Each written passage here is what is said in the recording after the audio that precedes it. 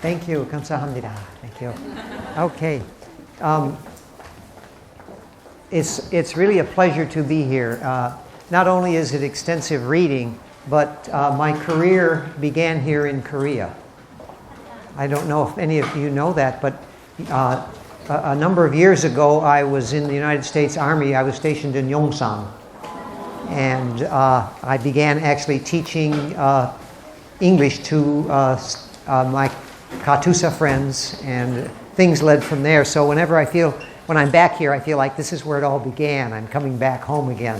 It's really quite nice. Except Seoul has changed a lot since I was here. Okay, now I'm going to be talking about extensive reading.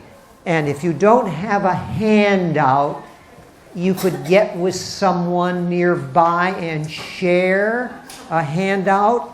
Okay, are there any more handouts? I made about 65 to 70. So try to, if you don't have one, find someone, share, introduce yourself, because I'm actually going to have you do some work together. There's going to be some partner work. How many are missing, and I'll see if I can get Okay, how many need a handout? Oh, come on, really? I would say about 30 to 40. I'd say 50. 50 more, okay. I'll try. Okay, we'll give it a shot and see what happens. Okay, now, I've got two goals that I would like to accomplish. And the first one is to look at developments in the field of ER since 1998. Now, some of you may know why I chose 1998. Anyone remember? Yeah, exactly. This is when Day and Banford came out, and we started looking at what is extensive reading and tried to define the field and whatnot. So what I wanted to do was, it's been 15 years. It's hard to believe, but it's been 15 years. So I wanted to take a look at the practice of ER and the research that's been done into it, so we could then look in our crystal ball and gaze ahead another 15 years and see where are we going to be. Think we'll all be together in 15 more years? Okay, so then what I'm going to do is, based on this, I'm looking at this. Okay, now, so here's what I'm going to do, is I'm going to look first at these 15 years and look at both research and practice, and then I'm going to look at the next 15 years, and I'm going to talk about what I think is going to happen to the practice of ER. It's going to change drastically, in my mind. Okay? And then I'm going to offer some research directions based on what we've done the last 15 years. What are the holes? Or as we'd say in Hawaii, what are the pukas? Right, Mark? What are the pukas, right? What are the holes? What do we need to fill? Okay? Now, oh, there are always buts in life, aren't they? But before we begin, we need to define extensive reading. What in the world is extensive reading? And I think everybody's going to be in for a little bit of surprise. Two things. Jot it down if you've got the handout. If not, write on the back of your hand. I'm just kidding. Just think then if you don't have anything to write down. What is ER? That's your assignment right now, about a minute. And then share with someone sitting next to you. What is extensive reading? This is not a test, don't worry. What is extensive reading?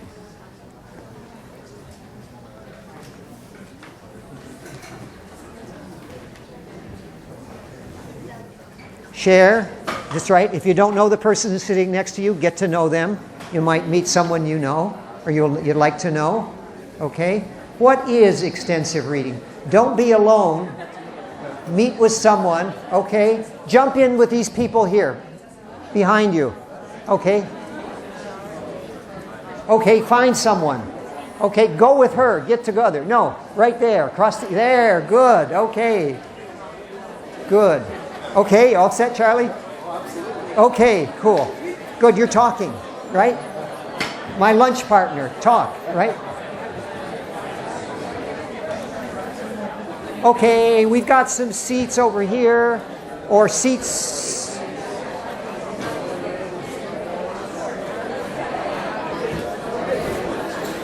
We're just starting.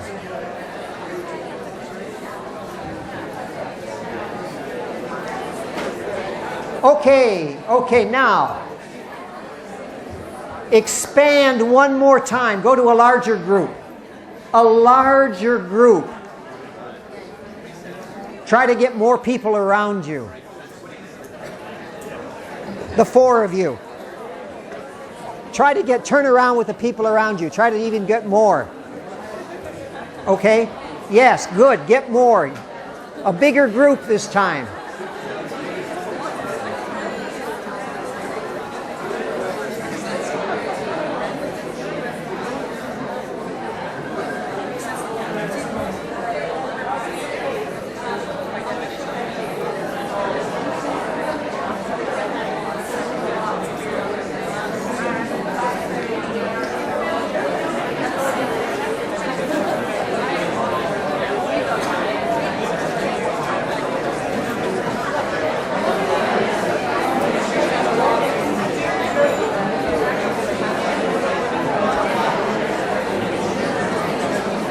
Okay, look at this question.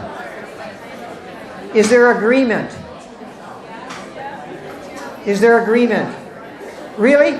How many have disagreements? Some disagreements? Yeah, there will be some. People might have some different ideas than you. Okay, now what I want to do now is, before I tell you what I discovered when I was looking at what has happened, what I want to do now is ask you what is not ER. I'm serious. If something is called ER and you look at it and you say, that's not extensive reading, what is it? What criteria or what criterion might you be using to say, that is not ER? Okay, go. Another way of looking at it, what must be there for it to be ER?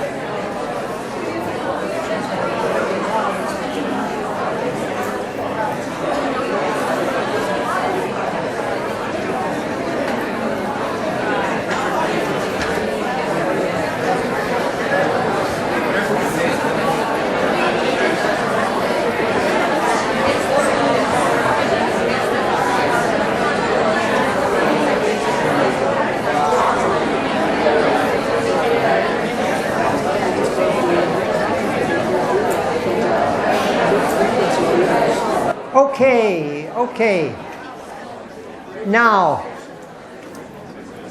what I'm going to do now is take you down the road that my colleague Julian and I traveled a number of years ago, and see where you are in relation to what Julian and I said are the top 10 characteristics, or we changed it later to principles of extensive reading. But if someone said to me, what in the world is ER, I'd offer this.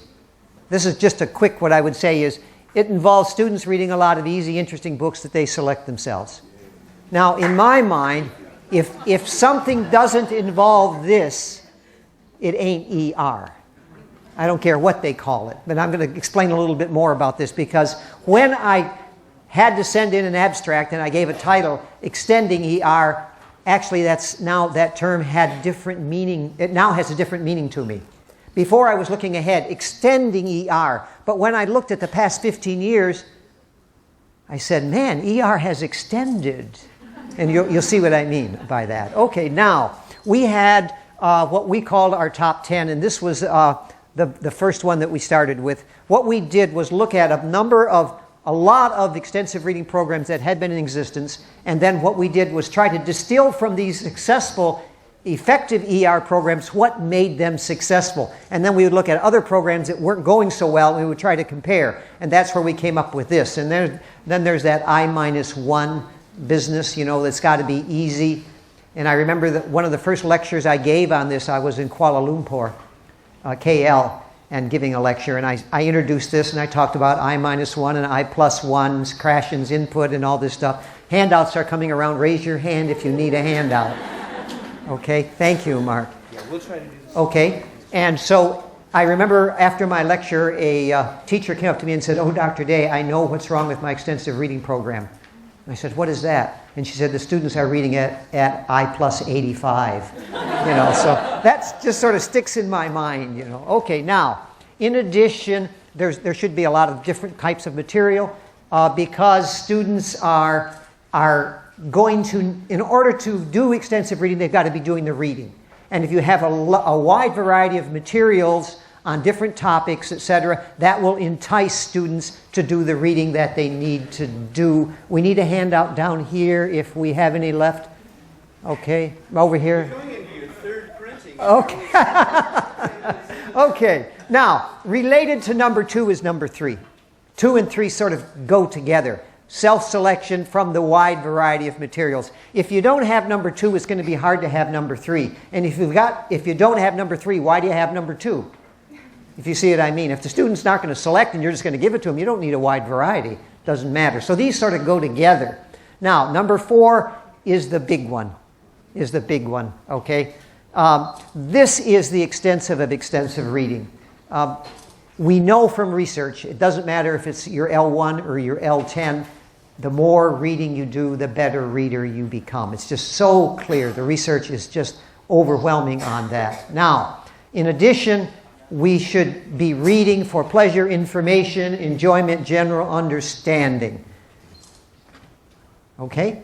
Now, this is what sort of sets ER, among other things, apart from intensive reading, IR. Generally, in the usual classroom practices of reading, students read for academic purposes. They read because the teacher tells them to read. And they know they're going to be followed by comprehension questions or quizzes. So they wouldn't be reading for these three things. But in ER, that's what they're doing. Now, the number 6 is controversial. Reading is its own reward. When we looked at that, we found that the programs that really did work, they weren't followed up by book reports. And in my own experience, students hate to write book reports. And you know what? Teachers hate to read them too, right? Right? So this idea that reading is its own reward. We don't give tests. And if this happens, what I've often said to teachers is it's death by comprehension questions. It kills the joy of reading, but not everybody agrees. But I think that if we want to have activities that are based on the reading that the students do, in other words, we use the extensive reading as a jumping off point for other types of things that we could do with the books, then it's to me, it's okay. I'll talk about that in a minute or two. But I think that following up with extensive reading activities is very different from following up with comprehension questions or book reports or quizzes, that sort of thing. Okay? Now, number 7, because the reading is easy, because the students are choosing it, generally reading speed is faster rather than slower. And some of you may have heard Paul Nations talk a little while ago, whatnot. We know from research that when reading rate improves, fluency goes up. And when fluency goes up, what happens with comprehension? Generally increases. Slow readers are poor readers. More fluent readers read better, higher comprehension. Again, the research is clear on that. Okay, and so this is what happens in ER. Okay, reading is individual and silent. This was almost in response to grammar translations where students go around the room, stand up, read a sentence, translate it, sit down, next student, next student, next student. So we were saying reading is individual and silence. In other words, it's real reading. It's not pretend reading. And number 9 and number 9, orientation and guidance is very, very important. As Julian and I wrote in our book, Students accustomed to wading through difficult foreign language texts might drown when suddenly plunged into a sea of simple and stimulating materials. Don't you love the alliteration there, right?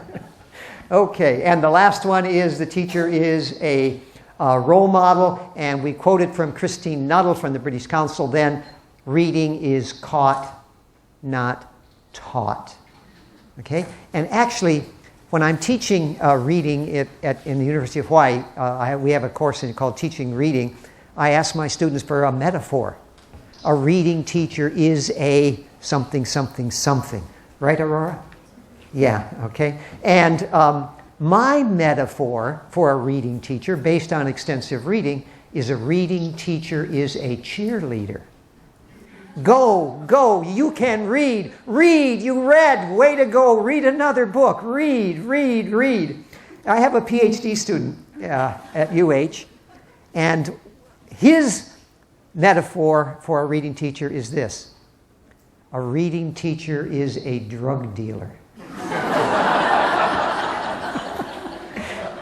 Get you hooked on books, right? Isn't that cool? Right? Okay. Anyway, so those are our top 10. Those are our principles, our top 10 principles that we found out. And to what extent did the discussion that you had before I introduced or reintroduced to some of you the top 10 principles? Were you guys pretty close? Sort of around the barn a little bit? I see some people saying yes. More or less, okay, okay, good. Now, what do you think?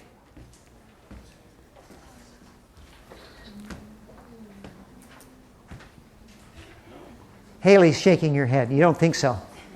Yeah, okay. If we were to look at a report of an extensive reading program and the students didn't do this, would it be ER? How about these ones?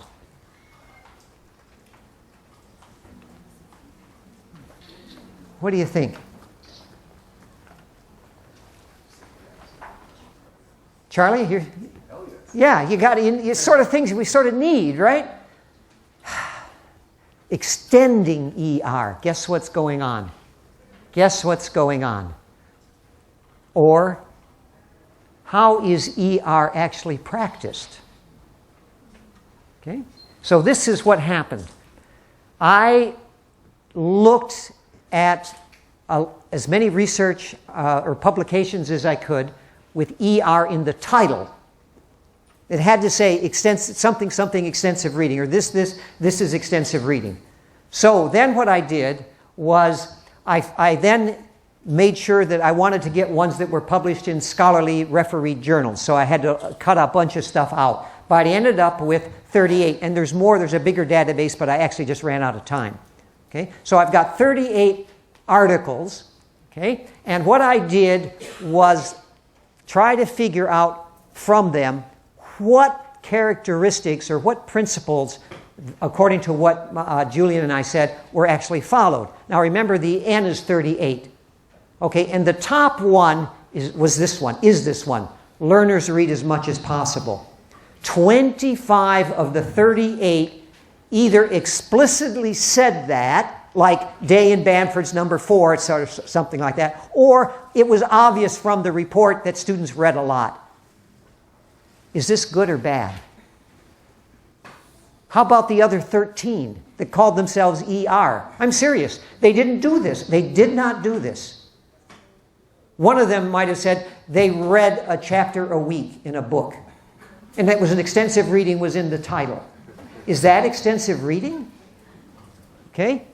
Oop, how did that go there? Gee whiz. Oh, I know. I prepared this on a Mac, and we're doing a Windows program. Okay, so I got to get up here. Okay. Okay. So the second one, remember the N is 38. 24 said learners choose, this self-selection. Okay, so we got our top two is reading a lot and self-selection.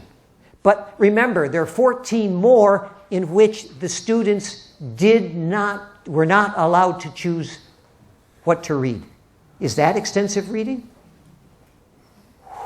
But who are we to say?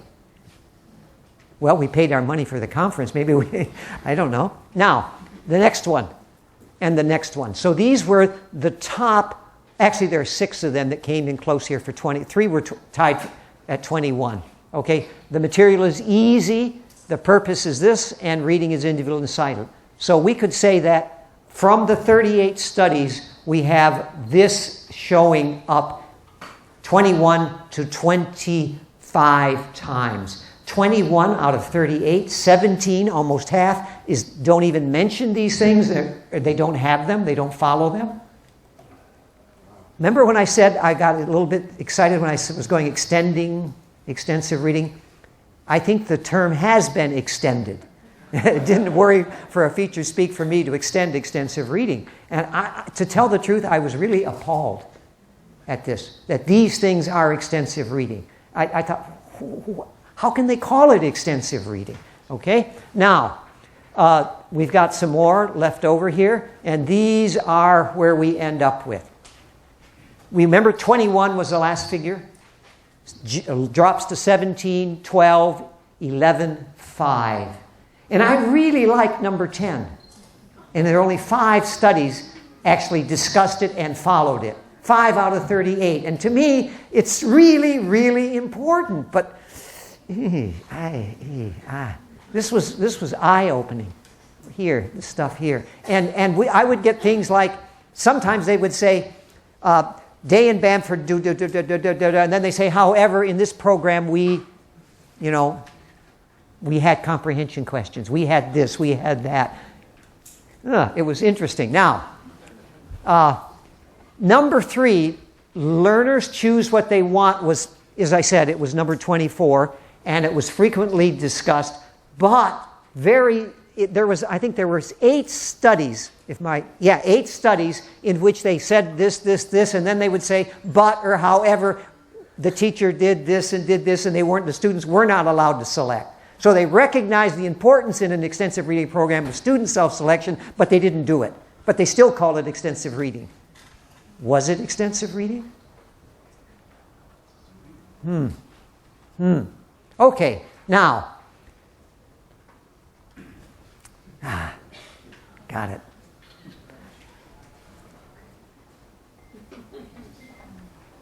Yeah, it was just something that I just couldn't get over it, okay? Book reports were very common.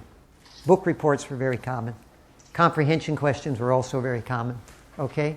Now, these I had to infer, okay? They didn't come right out and state it very frequently, but from the report, it was quite obvious that this was going on.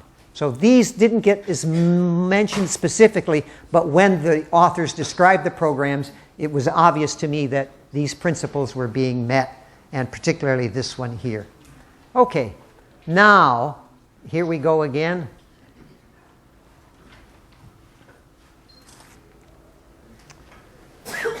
Hard for me to understand, okay? But when it was mentioned the 5 times, it was followed. So that one actually was, but still it's 5 out of 38. 33 didn't even mention this or didn't follow it. Okay, now, I'm going to give you some quotes just to see if they're eye-opening. I've got some good ones and some bad ones, what I would call in here. The features of the guided extensive reading program, actually that's what it's called, GER. This was in Malaysia. Seem to correspond with most of the principles. These include, and then they go through it here, basically like this. So I thought, okay, good. Okay, now it continues. We share their view that reading is its own reward. We didn't include comprehension questions. We also share, etc., etc., etc. Kind of cool, okay? Good. Now, isn't this nice? Look at this sucker, right? All the teachers, and remember the title of the articles always had extensive reading in it. But later on it got changed to the ex-Soviet Union, USSR, right? And which means uninterrupted, sustained, silent reading is USSR, what that means, okay? They started USSR. The reading program started at here to here. The students assembled at the courtyard at their designated class assembly areas by 7:10. They began their silent reading at the sound of a pre-programmed chime at 7:10 hours. Usually the disciplinary mistress, the DM, would be present to verbally remind the students to read if they did not heed the chime.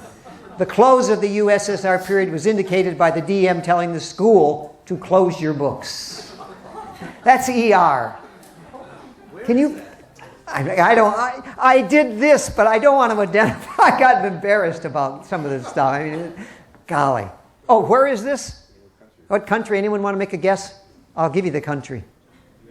Singapore. This is Singapore. Okay, this is a good one here. The students in the study, this was ER. The students in this study read 3 chapter books. They were assigned chapters to read out of the books. And in this ER program, they read 3 chapter books over the course of 5 books. You can hear the books, 1, 2, 3. In all of these books containing this, and this. Okay? No choice. Easy. Nothing. Assigned readings. Okay? Now, guess what happened when they finished reading the text in this extensive reading program? They were required to take detailed comprehension quiz at the beginning of the following class. This is extensive reading? Oh, my goodness. Okay, here's another one. Okay. Maybe not as egregious, but okay. Here's one, 2011.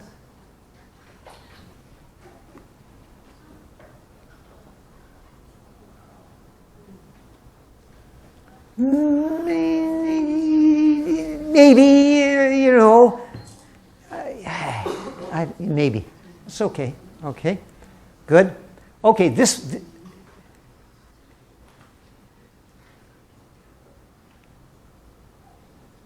Okay. This is a really cool one here, I think. Okay. We're going to be talking a bit about this kind of work. Okay. So, you know, this looks good. This looks good to me. Now, here was a book that was with the title Extensive Reading in English Language Teaching. I got my copy and I was a happy camper. I thought, this is cool. Now the B word. But, yeah, but, there were 5 chapters that had absolutely nothing to do with extensive reading in a book entitled Extensive Reading. Seriously, they had nothing to do with extensive reading. Period. There's no way you could even begin to stretch your imagination. This was extensive reading? Okay. Now, that was a little bit sort of, I don't know if it was depressing. At one point I got really depressed, but then I thought, well, you know, 25 out of 38, 24 out of 38, okay, now let's look at the research. Now, I think what I found was that the major thrust of the research in the past 15 years looked at the affective side of extensive reading. And all of the reports that I was able to get my hands on showed this positive stuff. Positive attitudes, increase in motivation. There wasn't a study that I looked at that didn't report this, and that was kind of neat. Okay? In addition, we noted that, as we might expect, extensive reading had an influence on both reading comprehension and strategy development. While the studies that I read on strategy and ER didn't teach strategies, students actually were using strategies in extensive reading. Okay?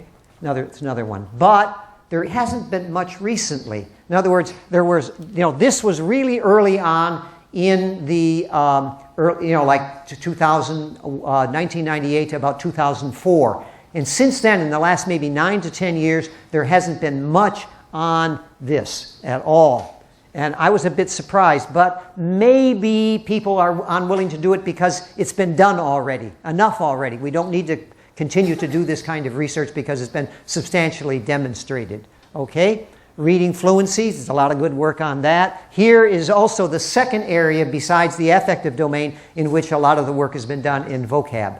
Okay, a lot of vocab. Now, we know that they increase their knowledge of vocabulary. The studies are clear. Another but, the increases generally are small. Now, statistically, they could be significant, but the effect size is small on them. It's interesting how, when the control group, and and the treatment group are compared, there will be a significant difference between the treatment and the controlled, but they don't learn that many more words. In addition,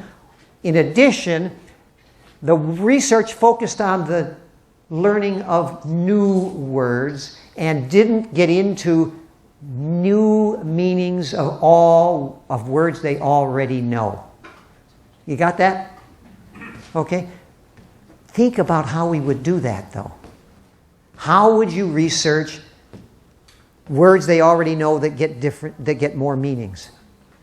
I don't know exactly how that could be done, but if any one of you could do this, this would be a major contribution. I'm convinced it occurs, but we don't have the evidence at this point. How could we do that? Okay? Now, limited studies on listening and speaking and writing. Limited studies. There have been some studies, but they've been limited. And also with just what I call foreign language competence, but we could call it grammar.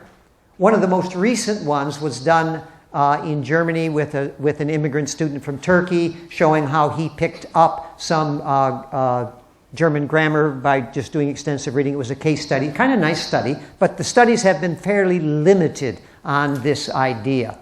Now, so there is some consistency. Note what I said here. Some consistency about what ER is. But I think the term is used loosely. Loosely. I keep coming back to remember we had 21, 21, 21, 24, 25 out of 38? I'd love to see like 35, 34, not the other figures. But anyway, okay, the term is loosely used. Now, then I asked myself this question. Are there core principles? Sort of what I ask you to do. Is there something that you would say, if a program isn't doing these things, it cannot be called extensive reading? Not all of Day and Bamford's 10. That's not important. But are there ones that are just so important that set extensive reading apart that without it, it's not ER? Okay, now if so, what might they be? Could we agree on it? I'm going to come back to this point in a second. Okay, now, what I did then was set up what I'm calling the foreign language reading continuum, instruction continuum, pedagogic continuum. So what I did was say, on this side over here, where a program has all 10 principles, I call it pure ER. Anyone got a better word than pure? Real ER? I've gone through a number of different terms on this, the real deal, they got them. Then there's this term here that I would call modified ER, where there are many of the extensive reading principles, but not all of them. Some of them might be in violation, like this idea there may be some assignment afterward, or the selection may be somewhat limited, but they still do have some choice. And then I went to this idea that I'm calling some ER principles, and I'm calling it ER light. ER light. Okay? And then ER in name only, and I'm calling it fringe ER. And actually, I had one more word before fringe. Mark, can you remember what I would put before that? I shouldn't say that in the group. Lunatic fringe. I played with that word. I called it the lunatic fringe. That they're out there somewhere and they're saying this is ER, but it doesn't have anything to do with ER. They're kind of loony, in that sense. But I took it off for here. It's on your handout, so it's ER in name only. And then at the other end of the foreign language reading continuum is intensive reading, and it's not even pretending to be ER. I mean, it is intensive reading. A lot of the material that we would buy from publishers, the main publishers, they're doing with strategies or skill building or stuff like that. That's over here. They're not even parading around as ER. Okay, now, what I want to do now is look ahead to the future and sort of gaze into a crystal ball and say, 15 years from now, wherever we are, we're gathered here again. What is ER going to look like, both in the research and in the practice? Okay? Now, this is kind of fun to do. Blended extensive reading. Blended extensive reading. I used the term hybrid for a while, but then I liked blended better. What does blended mean to you? Think for a minute. When I say blended ER. Jane, you got an idea? Some of each mixed together. Yeah, okay, a little bit of each, and it's not pretending to be, but, okay, now let me go back here. Blended EIR. Oh, I know what I had. This was a lot of fun. At one point I had blended IER, then I had blended EIR, and then I said, I don't want to have I before E, I want to have E before I. So I came up with blended EIR, in which we get some of each. Now there actually, and I can't remember, there's a couple of abstracts I read here which may be doing blended ER now. Now, let me tell you about something that I have been doing that I think is kind of blended EIR. And let's say, for example, that you have a writing activity dealing with a strategy, a reading strategy, that is taught, and the students use the books, the graded readers, to use the strategy, to learn the strategy. I think we're blending it. We're not pretending it's ER alone. It's a blend. For example, once an activity that I've done, and I didn't call it blended EIR then, but I think I'm looking back on it, is what I've done is after students have read a book, I ask them to, everyone's got their book in front of them, they've read it, and then I'll tell them, I'll give them an introduction to skimming.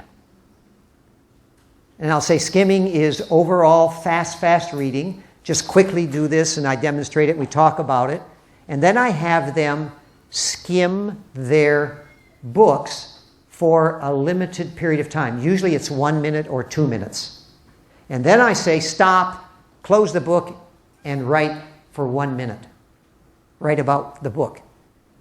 They write for 1 minute. I say stop, pick up your book, skim again, stop, start again, write, stop, go back. We do it 3 times. So to me, this is blended EIR. And we could have different strategy activities that would take advantage of that. Okay, using ER and IR together. Okay, so it would be blended EIR. Okay?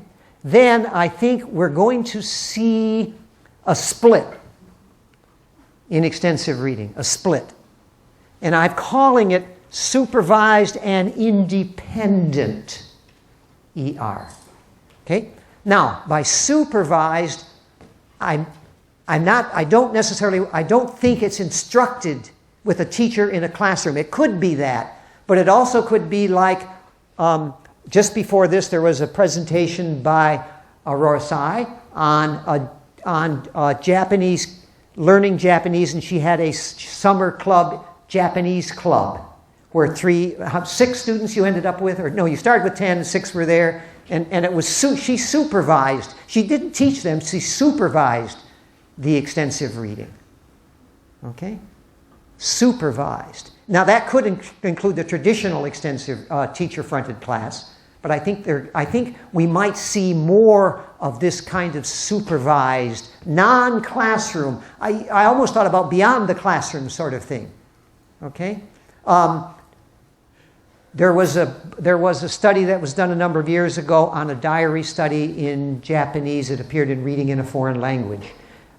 She was from Hong Kong. She had some Japanese formal instruction, but she wanted to learn on her own, so she began her own program, and this would be called independent extensive reading. On your own, you engage in extensive reading, totally on your own.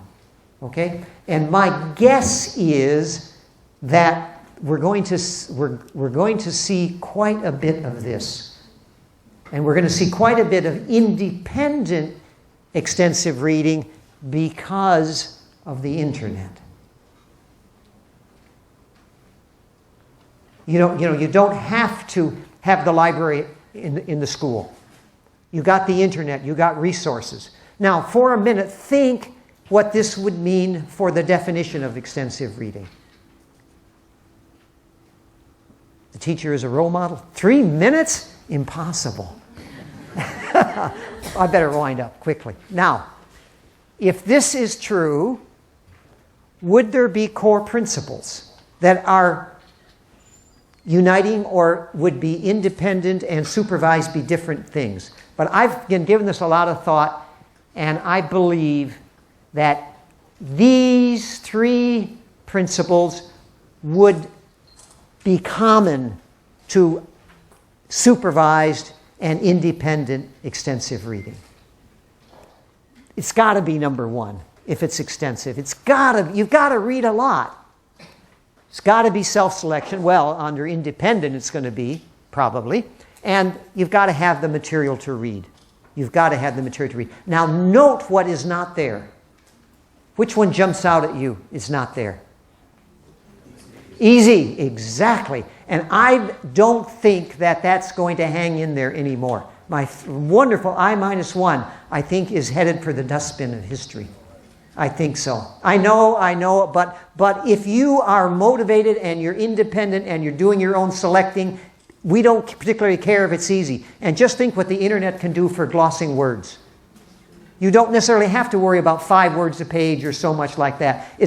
I think this is going to change. I really think this idea of easy is not going to be as viable as it has been. Oh boy, dagger to my heart to say that, but I'm serious. I don't think this is really going to happen because of what's going to happen with extensive reading. Okay? Now, I think that maybe these are going to hang around, but they're not going to be as vital as the other three that I presented. Okay. Now, this again is my guess, just total speculation on my work. Okay, thank you. And maybe it's going to be there, probably. So there might be some principles. Now, very quickly, I think that we need to have more extensive reading and looking at listening, speaking, and writing. These are gaps in the research. And I know that I've got a good feeling. There's been some stuff, but not a lot. In addition, this idea of new meanings of known words, boy, I wish someone could do that. Grammar. Now, also, I would love to see research done in languages other than English. Boy, there's not much. Jane, you're going to do something with Spanish, right? Yes, in 15 minutes. In 15 minutes? Where are you going to be, Jane? FLI 207, I think. FLI 207. Jane's from Wabash College is going to be doing something on Spanish. Yes. Okay, cool. Good. Now, long-term effects. Does it hang on 2 years later? Is it really long-term? Is the teacher a drug dealer? Is it really going to happen? Okay? Now, I think we want to look at extensive reading and young learners in foreign language context. We need the young learner stuff. We don't have it in foreign language context. And also, I think we're going to need to look at the internet. This is going to be so big now, just huge. Okay, I've got to stop. I'm done. The variability of the 10 principles. Okay, now, my goals were to do this. Oop. Okay, did we get there? I don't know. You sure your watch wasn't fast? Okay. Okay, now what I was going to do was have you think about what happened here and discuss with a neighbor. Okay, but I think we're out of time. Okay, good. Okay, good. Thank you for your nice presentation. Since we spent all the time to give us, but Can you answer questions outside? Yeah. What time did your presentation start? we will have 3? Okay, I've got. Do we have to vacate the room? we have a 15-minute break after this. Okay. Could we take for more? Let's do some quick Q&A here. Quick Q&A. Yes, Joe. What makes you think that easy is going to be less important? Okay, because I think with the notion of like the supervised can take many different forms. It doesn't have to be a traditional classroom.